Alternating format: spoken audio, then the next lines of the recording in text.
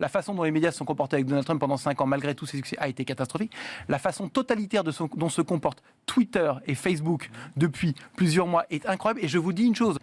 Aujourd'hui, les gens s'amusent et disent « Oh, regardez ce qu'a fait Trump ». Je vous dis, quand Twitter et Facebook vont s'amuser à faire la même chose en France, vous allez voir comment on va souffrir. C'est un mouvement totalitaire qui est géré par des gens complètement givrés. Il faut comprendre. Allez voir qui est Jack. J'invite vos téléspectateurs à aller voir qui est Jack Dorsey. Regardez juste sa photo. Jack Dorsey, c'est le patron de Twitter. Vous allez comprendre. C'est quelqu'un qui est proche des Antifa. Alors, quand on a quelqu'un qui gère le plus gros réseau mondial d'information, de microblogging, c'est très inquiétant. La question, vous avez raison, des réseaux sociaux, où vous avez Erdogan qui peut déverser toutes les horreurs du monde appelées au djihad sur son Twitter, il n'y a pas de problème. Le président iranien. Et le président qui iranien. appelle à détruire l'État d'Israël, mais là, tout va bien. Jamais, censurés. ils ne seront pas modérés, ils ne seront pas censurés, alors que Trump, qui appelle au calme hier, il a appelé au calme. Les 74 millions d'électeurs américains qui ont voté Trump deviennent fous et parfois incontrôlables pour le pire et le meilleur.